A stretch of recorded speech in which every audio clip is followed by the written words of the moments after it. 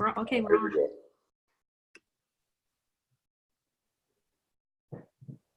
All right, everyone. This is Ryan Johns with Skaled Consulting.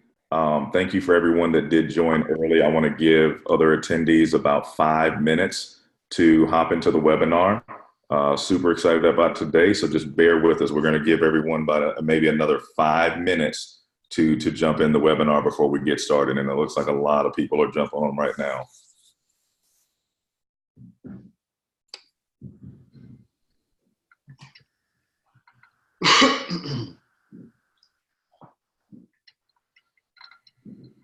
I'm going to go on mute for a couple seconds. I'll check back in like 2 minutes.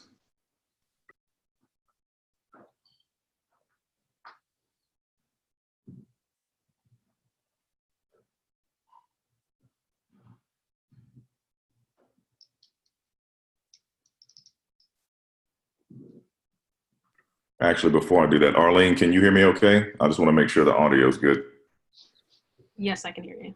All right, cool.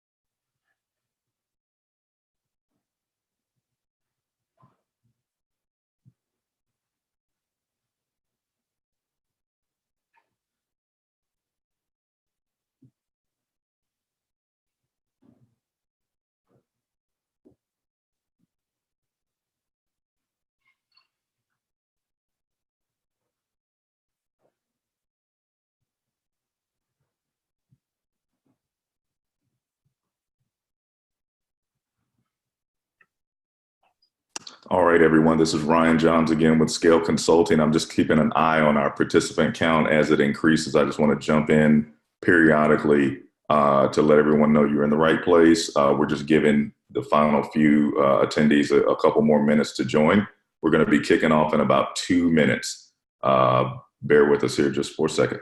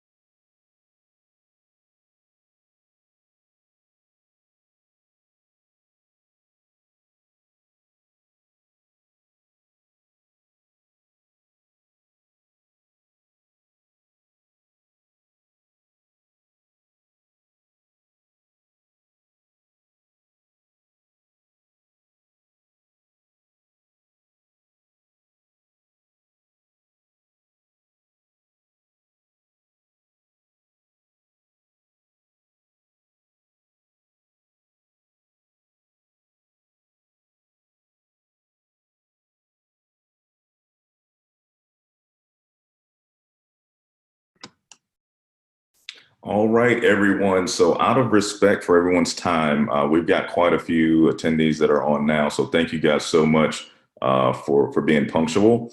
We're going to jump right in.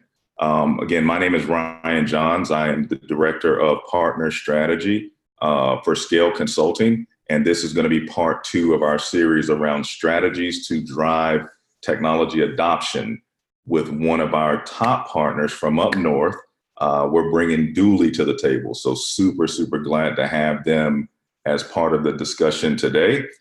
And so my dear friend, Chris Hartvikson. I always mess up Chris's last name. Sorry about that, man. But we have really, really great discussions around this topic. I always learn so much from Chris every time we have an opportunity to interact.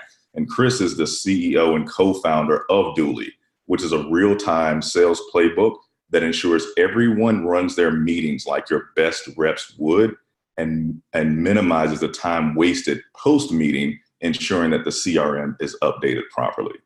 As a leader in the tech industry with over 20 years of experience, Chris previously led Vision Critical as their EVP of sales from its early startup days to revenues in excess of $100 million.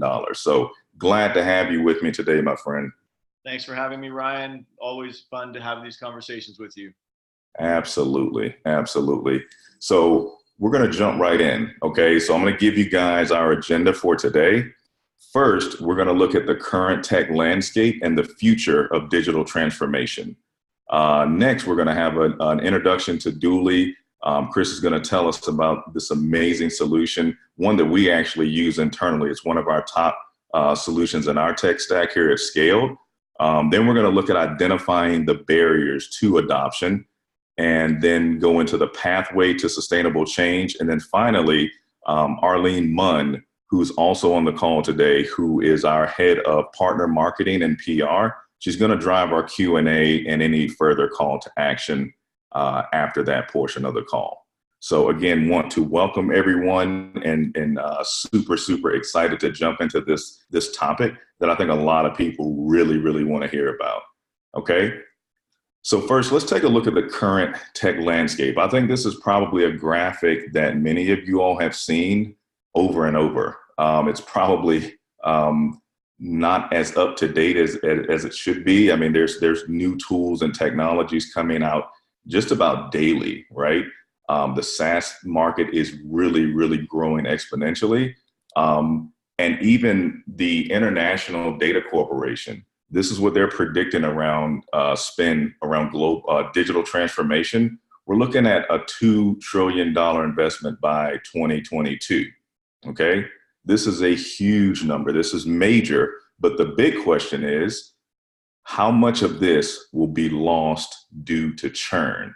And so churn is one of those things that we have to consider when we're talking about widespread adoption, achieving sustainable results. And it's something that surprisingly, as I talk to a number of sales leaders, tech leaders, CS leaders, CROs, a lot of people don't seem to have a good handle on this number and how it really impacts their business. So we're going to take a closer look at churn and how it impacts business, right?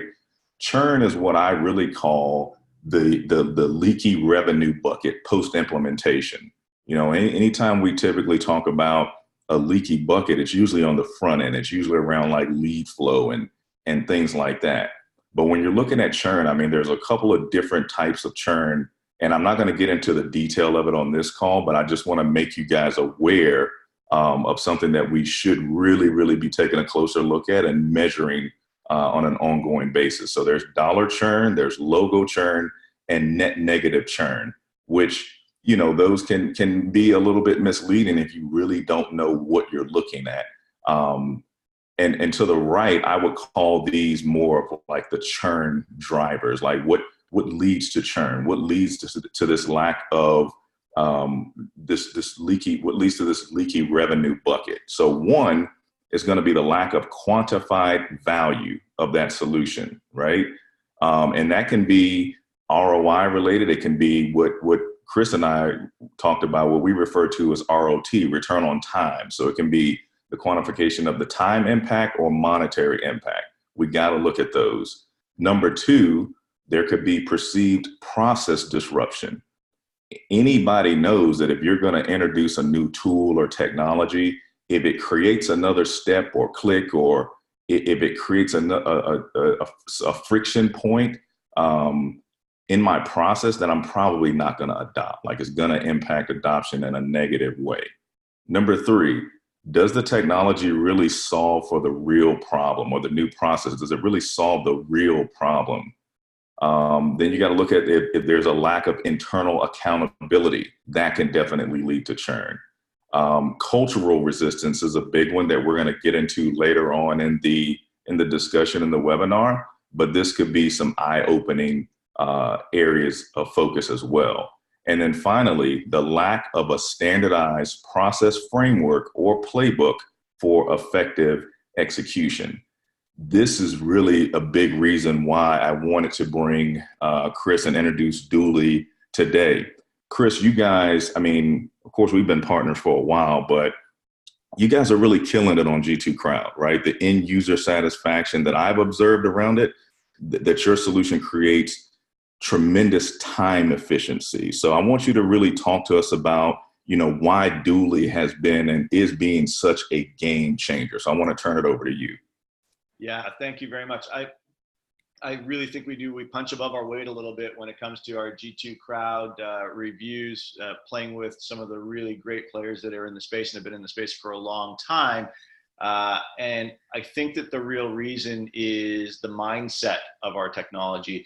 One thing I want to say, and I don't want to turn this into a Dooley story specifically, one thing I'll say about the way that we've always thought about the world when we think about salespeople in particular is we try to focus on empathy for what they need to do in their day. I've been a sales leader. I've been a sales individual contributor my entire career.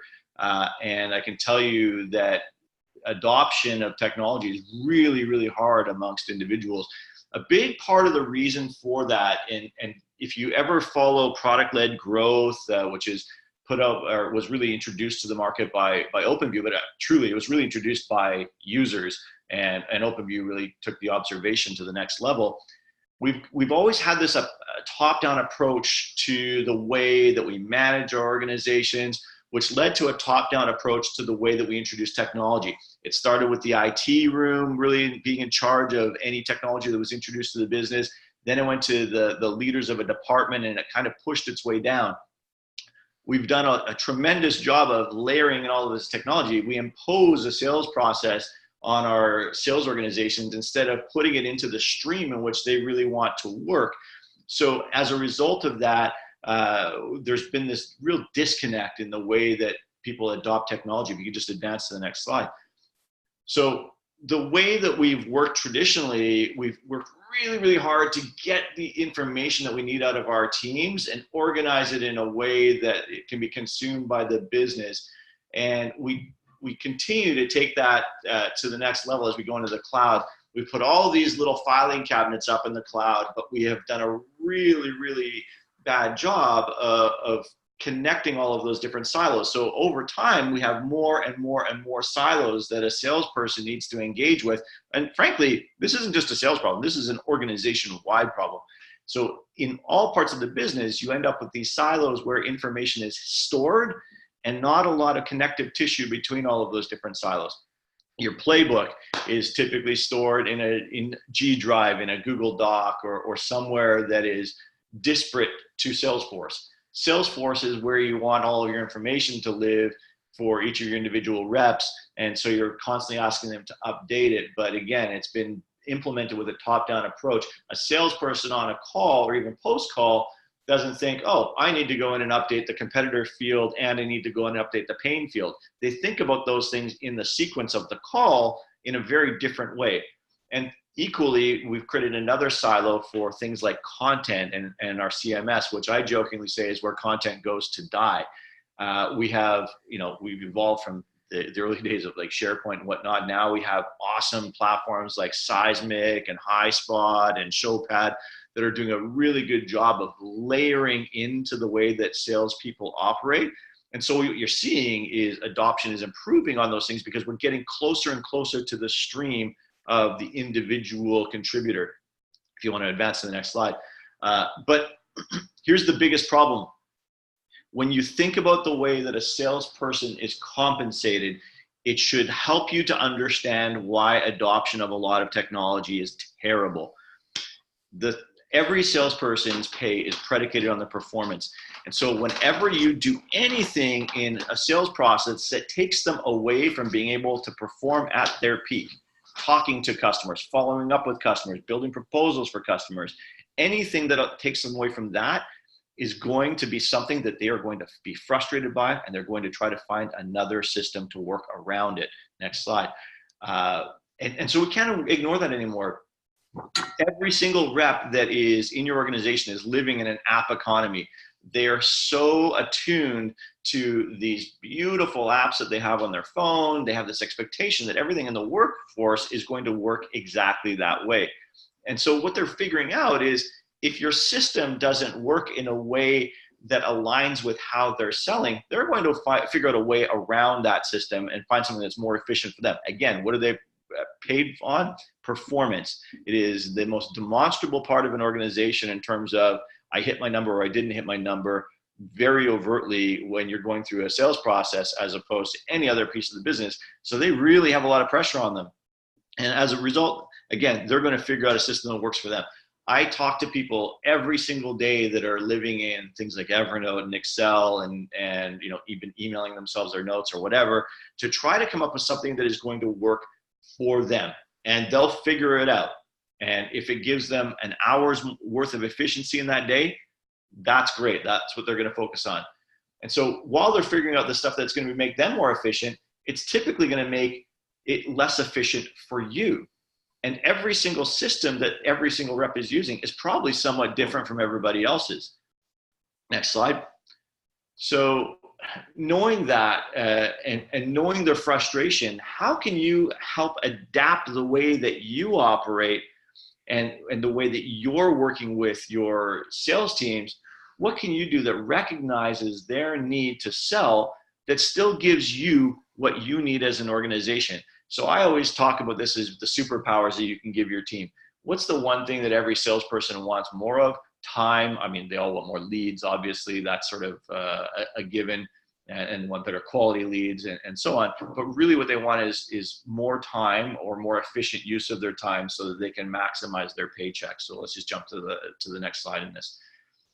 And so if you think about this a little bit differently, if you can tie what you need into how they work, chances are your adoption of technology is going to go up. Look at the tech stack, and this is a real small slice of what most tech stacks look like. But in every sales organization, you're likely going to have a lead source, be it LinkedIn or Lead IQ or something like that. You're going to have Salesforce, which is going to be your filing cabinet, which you put up in the cloud. You're going to have your content management system, probably some sort of an internal communications tool. And if you don't, I can guarantee you your sales reps are like running to your product marketer, tapping them on the shoulder and asking them if you have a case study with regard to this competitor. Then you've got your calendaring systems, your email systems, your playbook. Again, that's sitting somewhere else. And finally, you probably have something like an outreach or a sales off, which again is designed to drive some degree of operational efficiency and allow your reps to know when people are engaging with their content, or with their emails. So all of those things amount to the biggest objection that we hear all the time: too many tools. Everybody says we have too many tools. There's too many things that our reps are working with on an ongoing basis. So again, let's think about how we can tie ourselves into the stream. And yes, this part is a little bit of a dually story here, but what we really focused on when we thought about the rep is, could we create connective tissue between all of those different tools so that the reps could work their best at all times? They could be optimal at all times. And the tools start to work for the rep as opposed to the other way around. If the tools and technologies that you have implemented work for the organization and they don't work for the rep, I can guarantee you that's your number one place where adoption is going to start to fail. So tying in your content management system in a way that can be leveraged by your sales team in a real-time or even a preemptive fashion while they're having engagement with their customers, that's a huge win for them. Imagine being able to have a conversation with a buyer, and the buyer leads you into an objection around a competitor, and you get caught with your feet standing still, right? If you have the ability to respond to those objections, your chances of winning a deal are far higher. And if you start to realize that the transaction of the conversation that you're having is what's allowing for you to be sharper on the call, I can guarantee you technology adoption goes up. And equally, things like updating the CRM. Could you make it so that the CRM automatically updated instead of having the rep do something that frankly is a clerical task that you could outsource for 10, 15 bucks an hour. All of those different things that you can do to mainline yourself into the way that the rep works, those are your technologies that are going to give you the highest bang for your buck, the best overall adoption. And anything that is struggling to get good adoption or a good engagement, figure out a way to tie them into the way that the salesperson works as opposed to the other way around, and you'll see big, big gains.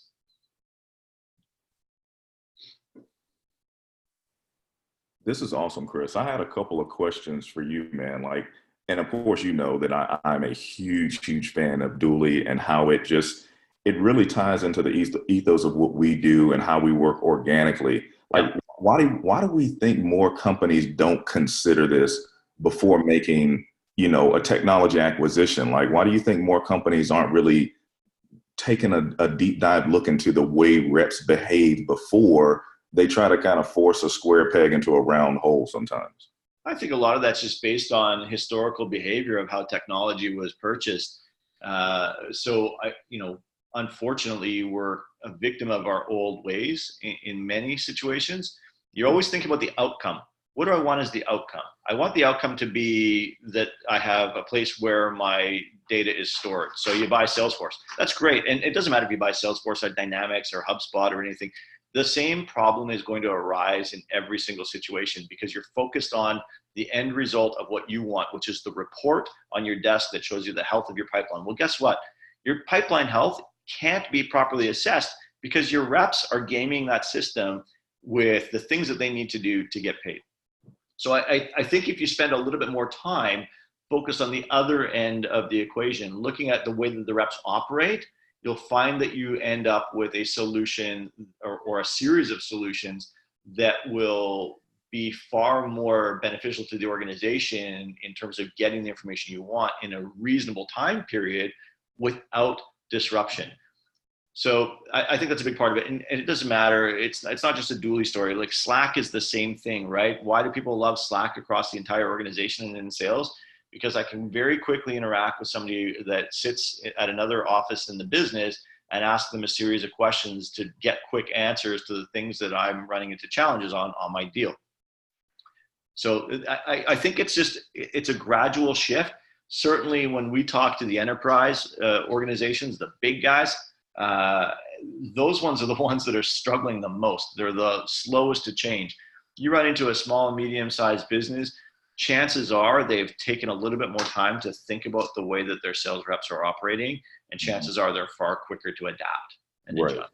Makes sense. So do you think some of the larger enterprises, in your experience, try to bite off more than they can chew, and then also maybe assume that the pathway to change is very linear when, in my experience, is really not? I mean, it's almost like, trying to climb Kilimanjaro. It's like you can't do it in a day. You know what I'm saying? Like it's segmented. You know what I mean? And maybe they should take a phased approach. Is that something that you would say is accurate, or what are your? I think when you're dealing with big enterprise, just like when you're dealing with banking and all these other sectors that are very slow to change, part of the reason that they're slow to change is because there's so much change that needs to happen. And so the idea of layering into that existing ecosystem, that's really, really daunting. We've talked to, several thousand salesperson sized organizations, and they're terrified because they know they've got the problem, but they're almost frozen because they've got this inextricable tech stack that they can't very easily remove from their environment and replace with something that might be simpler, because it's so entrenched in their old process. So yeah, I do think you need to bite it off in layers, but there are technologies out there today that you can drop into the pond very fast and get massive gains out of very quickly. Think about Zoom. Think about things like Gong or Chorus that have done a really good job with regard to call coaching that took very little in terms of implementing to get into the organization. Slack, Dooley, we're all kind of in that same world of easy to implement, big gains when you do implement without a lot of friction. Gotcha. Kind of like football, a football analogy. All you need is 10 yards at a time, man. Just Yeah. one first down after the other, man. It's not, you don't always have to go for the home run for sure. Yeah, I got you. I got you. So what I want to do, and Chris, feel free to chime in here anytime. I want to talk about, some of the barriers to change, like really how companies should take a more anticipatory look at planning, their adoption or projects and things like that. And I think that it will become a little bit more palatable and easier to drive the change if you look at it in segments, right? So this is some data I pulled from Harvard Business Review, actually, and they were talking about adoption as well. They were saying globally, it's estimated that 90+% of companies are struggling here. I mean, so it's not, a certain segment or group. I mean, a lot of companies are struggling here, and it's not the technology. They're saying it's not the technology, it's actually culture. And so what I want to do is just take a closer look at like how we should be defining culture. Culture is really a behavior, right? It's the perceptions, motivations, and behaviors that permeate your organization, the consistent behaviors, right? The thing I want to really point out is the second paragraph. Habitual behavior is one of the greatest impediments to change and adoption. And I think you alluded to some of that earlier in your discussion, Chris, but we must identify the barriers to change before you can influence it, right? So if you're not thinking about looking for those things, they're going to catch you off guard. They're going to stall your project, and you're going to hit some major roadblocks. And this is another, I'll give you guys kind of a psychology, biology, a nugget here. If you don't know, 95% of all human behavior is driven by habit. It's what's called the subconscious mind, okay? I'm bringing that up because I'm going to dig a little bit deeper into one of the areas that really impede progress, and it's cognitive resistance or cognitive bias, okay? And so this is the graphic I want to pull up because some of you may not have even thought about this or realize it, but I want to give you a few of the indicators that are signals that you may be experiencing cognitive bias or cognitive resistance when it comes to change management and adoption. So look at the first one, changing the subject or avoidance. I'm sure you've seen that. Engaging in unfruitful debate.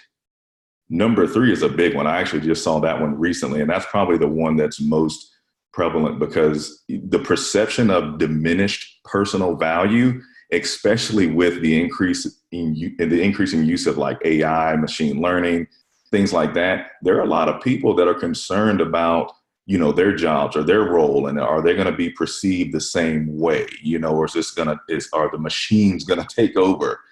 That's a very real thing. And anytime you're talking about, integrating a new technology or bringing in a new tech to the stack, right?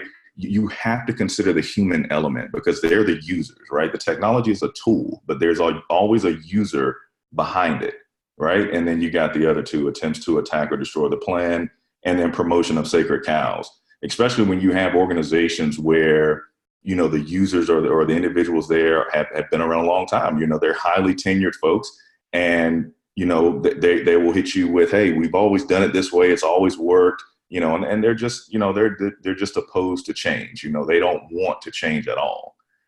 But to the right, I'm going to give you some very practical tips to overcome, cognitive bias. And just to take a step back, when you're talking about cognitive bias, this deals with like mental perception, okay? It's not necessarily reality and actuality, it's the mental perception. You've all heard the saying that perception is reality. That's true. Perception drives behavior. Perception impacts a person's biology, like literally, just mental perception. If you guys think about a time where, you had an emotional response to something, whether like it was fear or anger or happiness, you think back to one of those most recent scenarios, probably just the thought of it can recreate that emotion, right? That it can recreate the fear, recreate the anxiety. That's really proof that your mental perception can create a response. And so those are the things that we have to be able to address and solve for. So these are the steps. Number 1, if you want to overcome or try to overcome cognitive bias, you have to empathize and understand, okay? You really have to take time to listen, with the intent of seeing things from the perspective of the person or group that's being impacted by the change. That's early inclusion, right? You want to take into consideration, how is this change going to impact the greater good or the masses, right? The next thing, you want to influence with facts and data, not a bunch of assumptions, right? This is going to be the irrefutable proof needed to shift the perceptions of those that are possibly in opposition to the plan, okay? Facts and data drive higher levels of influence, right? In most situations. And then 3, you want to be able to persuade. You want to align the facts and the data with the emotions of the person or people that are resisting the change. You want to create a level of excitement about the change, revealing what I call the whiffum factor, like the what's in it for me, right? You want to emphasize that. And then finally, you'll have the ability to convince, basically creating trust by removing all or as much of the doubt around the positive impact of the plan for change, okay? This is where you receive buy-in. This is where you receive support and engagement.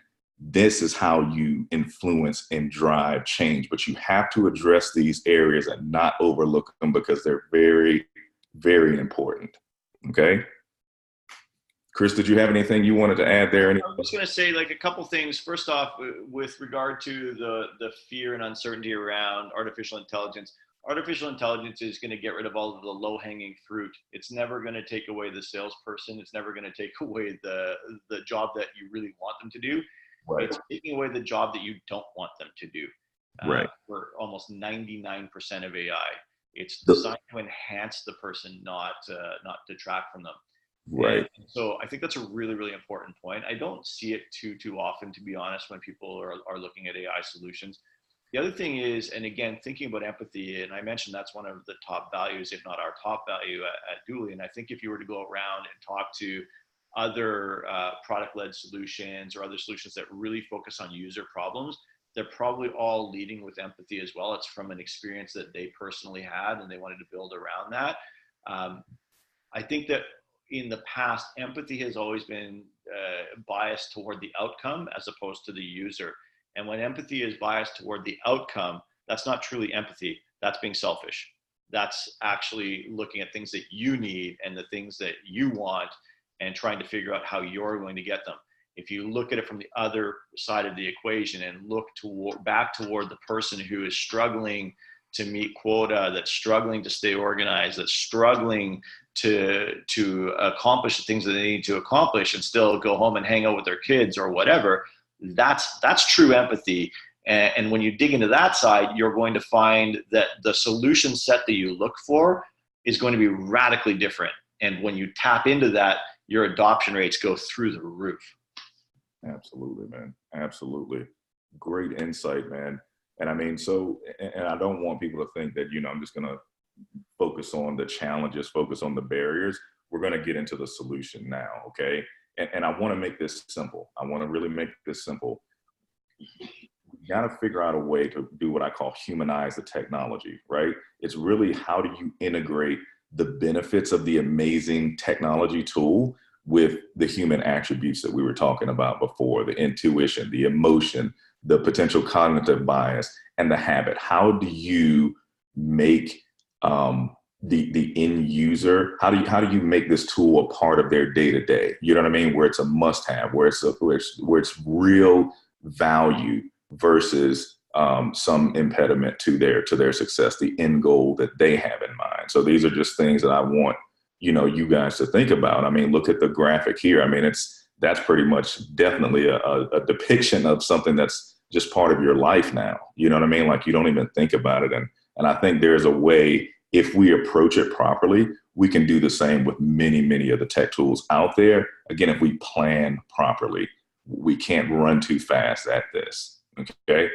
This is probably a graphic that some of you all have seen. I gave you a sneak peek a few weeks ago, but these are the 3 A's of habitual change and adoption, okay? This is anticipatory planning to achieve sustainable results. You have to plan. The earlier you start this process, the more successful your adoption is going to be. I guarantee it.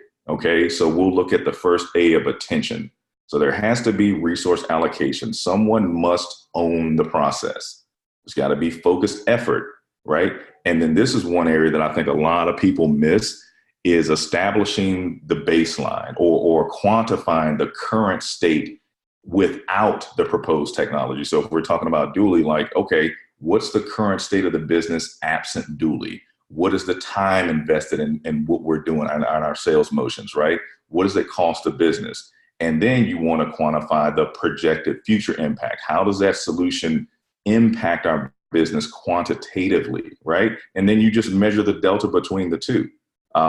This is oftentimes why change projects don't get off the ground or they don't stick, is because the why is not strong enough. The why is not compelling enough. This is how you create the why. You must quantify the value of the solution. And then the action piece, pretty self-explanatory.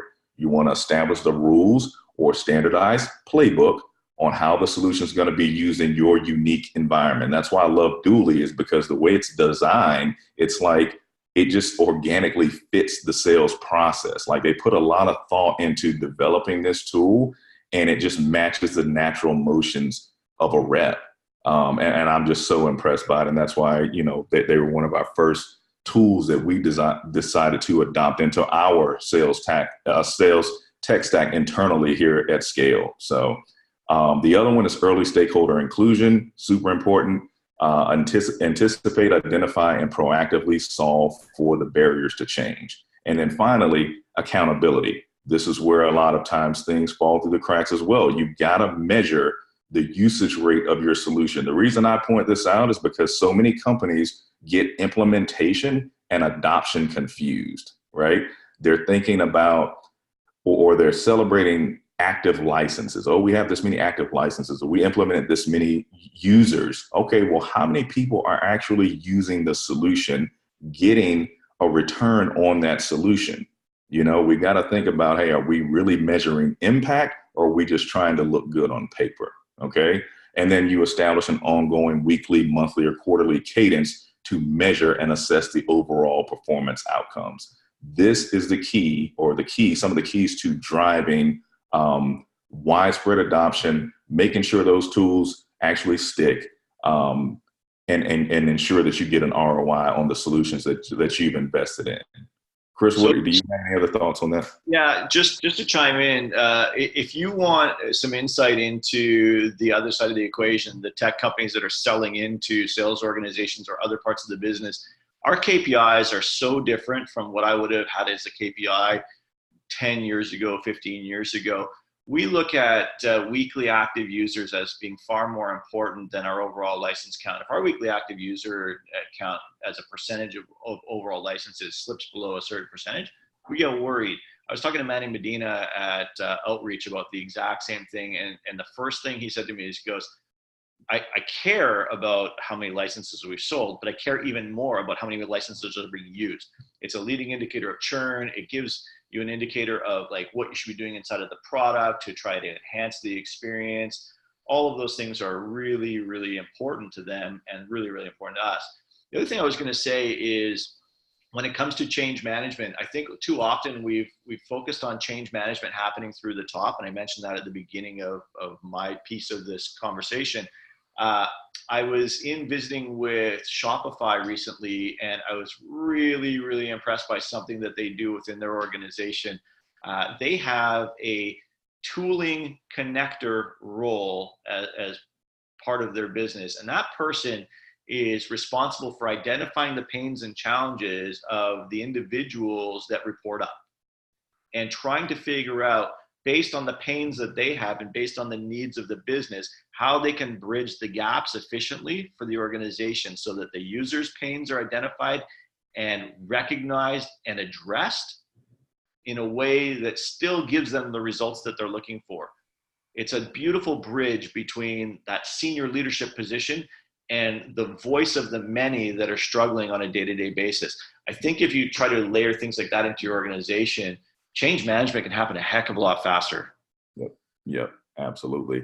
That even speaks to One of the questions we had in the last webinar was like, someone asked me, what did I think the future of change management was? And I said, it's up to us, right? So that they're modeling out like how to drive change management. It's an internal thing, you know, it's not some external force weighing down on us that's preventing it from happening. Or, you know, sometimes I think we overcomplicate it, but I mean, that's effective change management in action. I mean, it really, really is.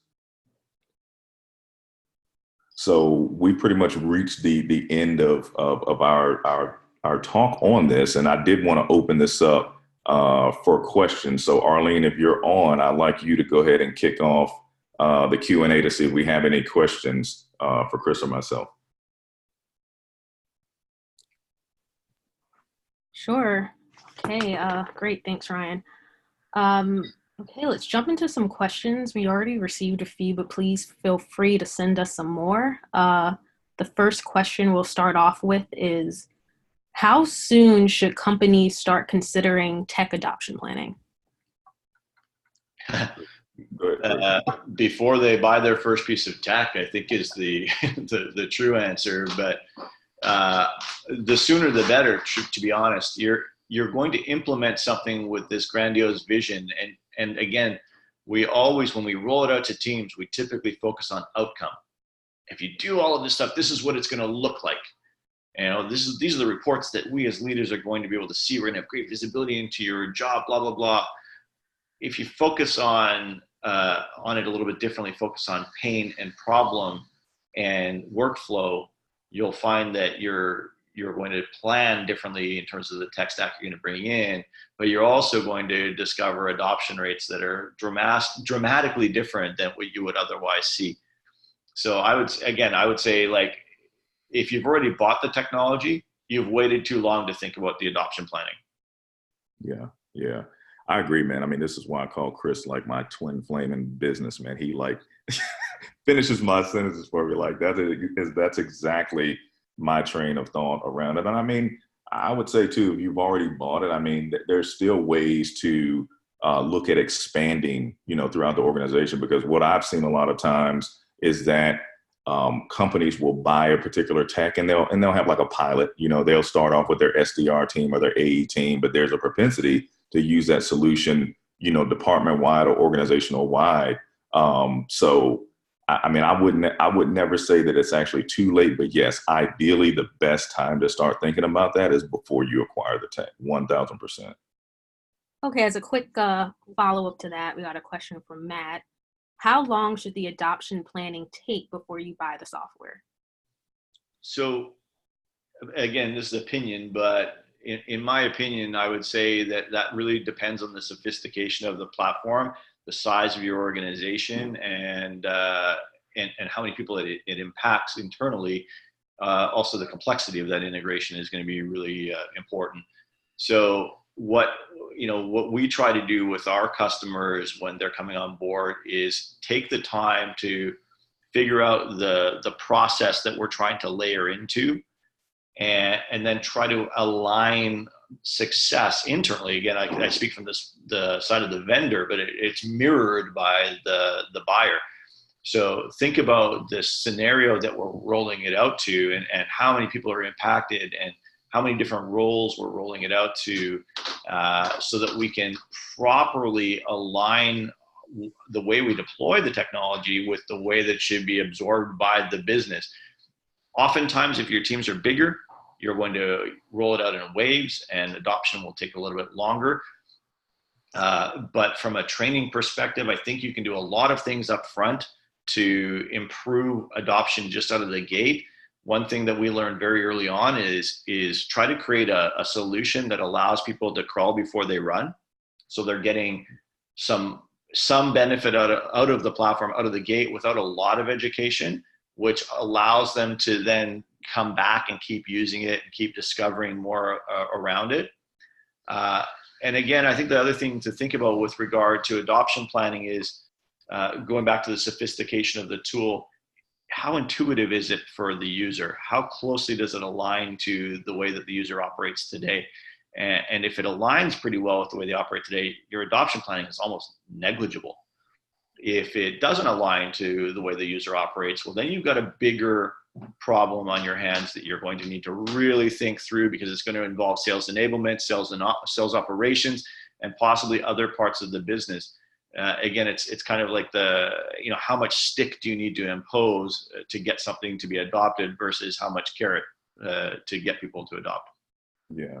Yeah. And I would say too, I mean, a good rule of thumb to think about too is how quickly and how effectively can you quantify the impact? Like I said before, oftentimes these projects fail or they fall by the wayside is because the why is not strong enough. So the sooner you can quantify the why behind what you're doing, and again, you have to set realistic expectations. There are deployments that are 4, 5, 6 phases. You know what I mean? So it's not, you're not going to eat an elephant all at one time. You know, it may have to be more of a progression. And oftentimes there is not a linear path to success. Let the data reveal that. You know what I mean? Like there's a measure in anticipatory planning that's somewhat assumption, but a lot of it is data driven. So let the data tell you the story, and let that allow you to map out something that's very pragmatic and feasible for the future. I'll just add one last thing into this. I think it's really important to try to pose that question of your vendors to see if they have a good adoption plan, because frankly, they've done it hundreds of times with other companies. So they should understand how their technology gets adopted very well. And if they don't, I would have a massive red flag around using that vendor. Or you can just call Skaled and we can help. We can fill those gaps pretty quickly. So anyway, sorry for that plug there. Go ahead, Arlene. I didn't mean to cut you off. Awesome. So the third question we have today is, who should typically lead change management projects? I would say someone that can really own it end to end, and maybe somebody that has, a lot of skin in the game. You know what I mean? Like somebody that it could impact their outcomes overall. But I mean, there definitely has to be a dedicated resource or individual or group, because that's where things fall through the crack. If you're missing that, somebody's not owning the accountability and driving next steps and measuring incremental impact, that's where projects go awry. Absolutely. It's the person who has the most to gain that should be leading it. And that's not to say that if you're rolling out a user-led solution that all the users should be leading the charge on that. But probably you want to get a few of them to the table, because ultimately the person who has the most to gain in most user-led solutions is somebody further up the organization. They just haven't really realized it yet because they're so focused on their pains as opposed to the individual user's pains. So, in sales right now, the fastest growing role is sales enablement. There's no surprise and no secret why that is. People need information faster. They need to onboard quicker. They need to not just onboard, but ever board now. That's something we're seeing more and more of. So sales enablement is going to lead the charge on anything that's going to be focused on the betterment of process. If it's going to be around the betterment of the experience for the rep when it comes to things like understanding how to get your expenses done or understanding how to roll up your forecast more effectively, probably operations is going to own that somewhere. Yep. Makes sense. Great. So I will lead to the next question, but please feel free to continue sending your questions our way. We have a couple more minutes, but on to the next question. How would you suggest attempting to drive change within multi-location and siloed organizations? You want to throw that one at me one more time just so I can digest? So how would you suggest attempting to drive change within multi-location and siloed organizations? Oh, siloed organizations. Okay. Yes. Gotcha. Yeah, I mean, deployment in those situations can work in one of two ways. We've seen it work effectively going geography by geography or role by role. It really depends on, again, going back to something that Ryan mentioned earlier, the culture of the organization and how much alignment there is between each of those different silos or each of those different geographies. we have a few customers that have operations in Ireland, North America, both East and West Coast, as well as Australia, Singapore, etc. And in order to get an effective rollout to them, you're probably going geographically, but you may be able to get away with going with something that's a little bit more specific to the role of the individual. I know it's kind of a flaky answer, but again, it really is specific to the organization that you're jumping into and the complexity of the project. Yeah, for sure. I would maybe even take the approach of you can look at one, okay, what area of the business is this potential solution going to impact the most? Or two, where can I get the fastest lift in order to internally like prove the value of the solution, right? So where are the areas that we would have the lowest barriers to change or impediments to change, like, and let's deploy there. And then that way we can prove to the rest of the organization, like, hey, this works with this group. Then you can roll it out to other divisions or groups that way. But again, like Chris said, I mean, it really boils down to culture. And so if they want to lead it, have projects led by, the greatest organizational impact or the fastest lift without resistance. I'll give you my secret pro tip when we go in and do our deployments.